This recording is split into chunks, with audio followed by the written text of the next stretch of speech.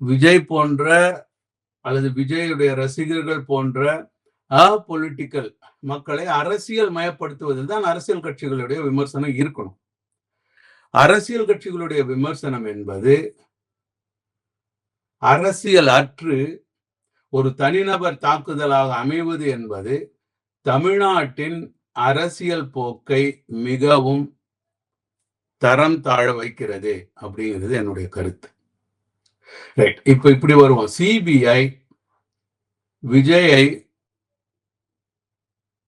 தனது ஆளாக்கி ஒன்று தான் சொல்லுவது போல் அரசியல் செய்ய வைப்பது, திமுக பாரதிய ஜனதா கட்சியோட சேர்ந்து அரசியல் செய்ய வைப்பது என்று இயங்குமா அப்படின்னு நம்ம பார்க்க வேண்டியிருக்கு. என்ன கேட்டீங்கன்னா, அப்படி ஒரு அமைப்பு வராது என்பது என்னுடைய கணிப்பு.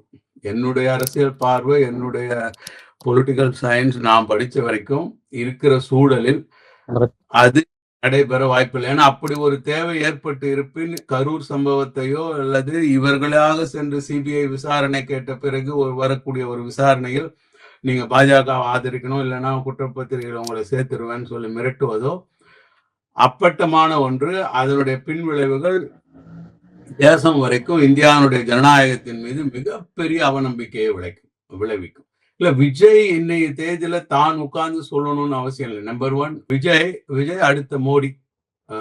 பத்திரிகையாளர்கள் என்று வர்ற விஷயத்துல பாத்தீங்கன்னா விஜய் மோடி பாணியை கடைபிடிக்கிறார்.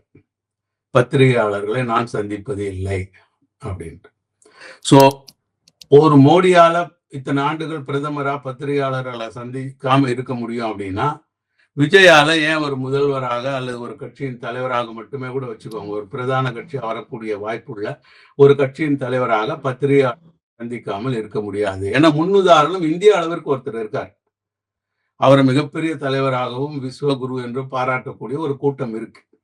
அப்போ ஒரு பத்திரிகையாளர்களையே சந்திக்காமல் மக்களுடைய கேள்விகளுக்கு எந்தவித பதிலும் சொல்லாமல் ஒருவரால் பிரதமராக வெற்றிகரமாக இருக்க முடியும் என்றால், நான் ஏன் தமிழ்நாட்டில் ஒரு அரசியல் கட்சி தலைவராக அதே பாணியில் இருக்க முடியாது? இதுதான் விஜயுடைய ஸ்ட்ராட்டஜி.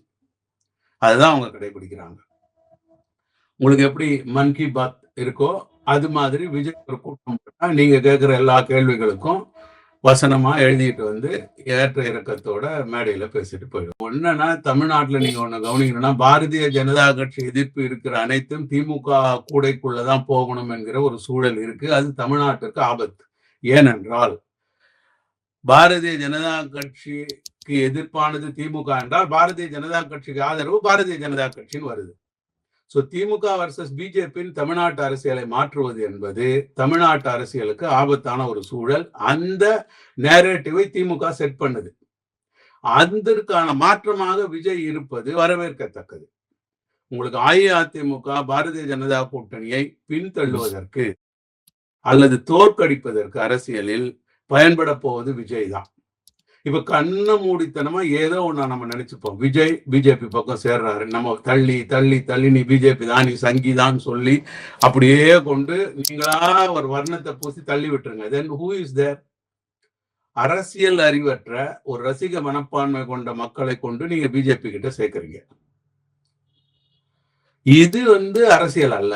அதாவது வாக்கு அரசியலிலேயே தான் இந்த கடந்த என்னுடைய விமர்சனம் திராவிட முன்னேற்ற கழகத்தை பொறுத்த மட்டில் எந்த ஸ்டெப் எடுத்தாலும் அதை அடுத்த தேர்தலில் வாக்கு பெறுவது எப்படி என்கிற நோக்கத்தில் மட்டுமே இருப்பது என்பது ஒரு இடத்துல ஃபிளாப் ஆகும்.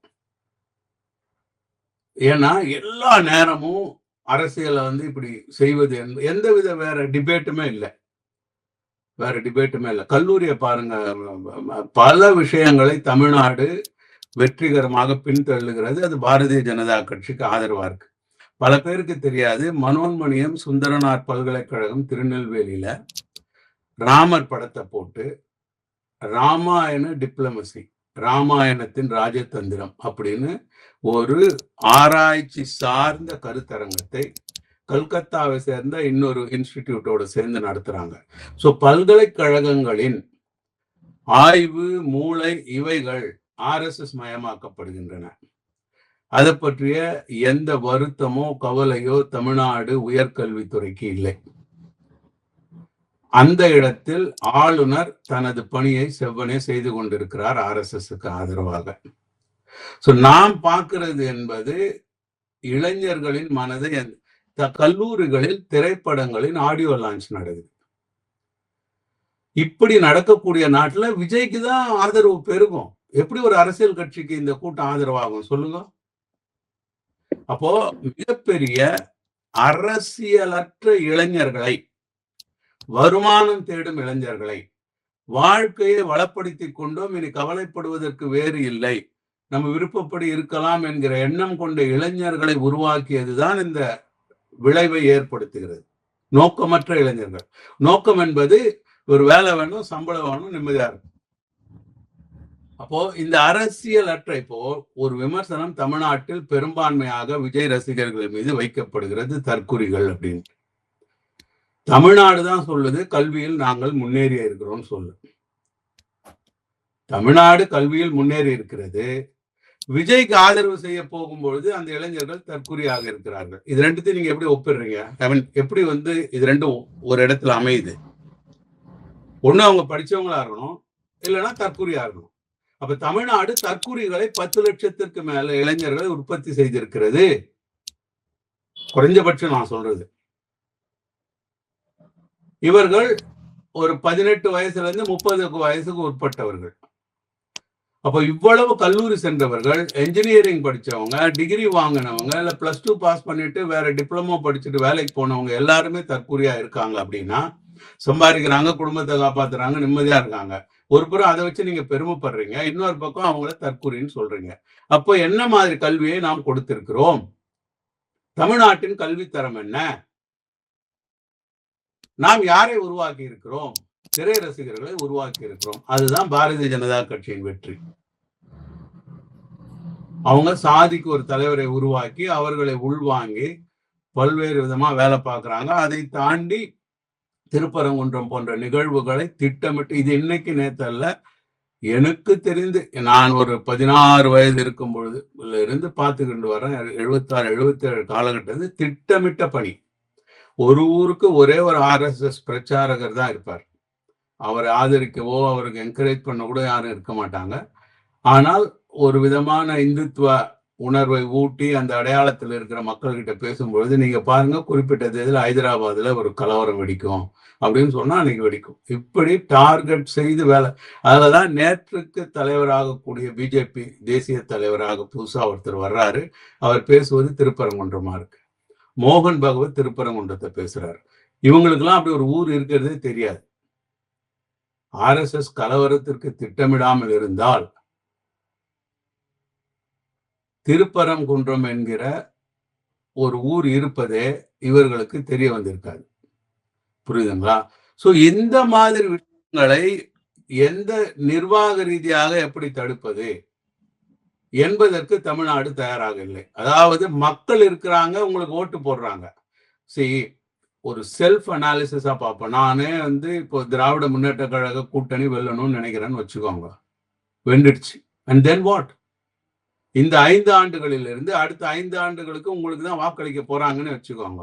அடுத்த முறை நீங்க பாரதிய ஜனதா கட்சியின் அரசியலை எவ்வாறு தவிர்க்க போகிறீர்கள்?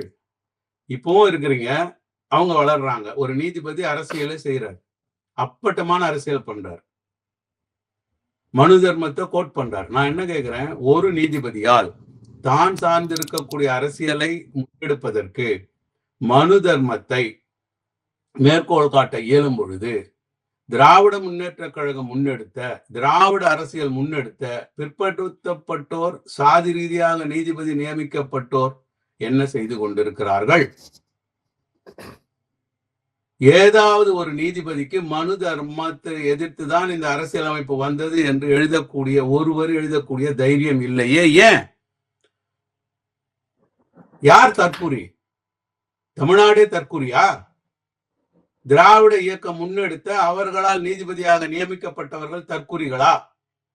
அது எப்படி ஒரு நீதிபதி மனு தர்மத்தை பிரச்சாரம் செய்ய முடியும், ராமாயணத்தை மேற்கோள் காட்ட முடியும், மற்ற நீதிபதிகள் வாயை மூடிக்கொண்டு ஏதோ ஒன்று எழுதி கொண்டு அரசியல் செய்ய முடியும்?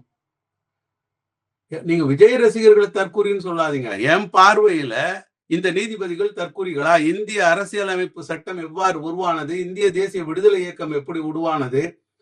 சமத்துவம் நோக்கிய இந்திய குடியரசின் பயணம் என்ன?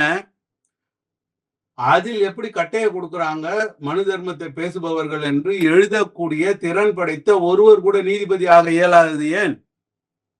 அப்போ இதுவல்ல அரசியல். நான் சொல்ல வர்றது என்னன்னா, வாக்கு அரசியல், தேர்தல் ஒரு கட்சியை உட்கார வச்சிட்ட உடனே நம்ம போய் வீட்டுல நிம்மதியா தூங்கிடலான்ற அளவுல இந்தியா இல்லை. இந்தியா மிகப்பெரிய சரிவை சந்தித்துக் கொண்டிருக்கிறது, சுதந்திர இழப்பை சந்தித்துக் கொண்டிருக்கிறது, சமத்துவ இழப்பை சந்தித்துக் கொண்டிருக்கிறது. அதை சமாளிக்கக்கூடிய, எதிர்க்கக்கூடிய, வென்றெடுக்கக்கூடிய அளவிற்கு தமிழ் சமுதாயத்தை மாற்ற வேண்டும் என்றால் பிராண்டிங் இஸ் நாட் குட். ஒருத்தனை இவன் தற்குறி, இவன் முட்டாப்பைய அப்படின்னு சொல்லுவதை விட, அவனை எதிர்த்தரப்புல இருந்தா கூட இன்னமும் நீ தயார் செய்துகிட்டு வரல, இன்று போய் நாளை வான்னு சொன்ன கதையாக அவனை போருக்கு தயார் செய்யக்கூடிய ஆளாக, அவனை அரசியல் மயப்படுத்துவதற்கு அரசியல் களமாக நம்ம இருக்கணும்னு நான் சொல்றேன். இதுதான் என்னுடைய பார்வை. இது தமிழ்நாட்டினுடைய எதிர்காலத்துக்கு நல்லதுன்னு சொல்றேன்.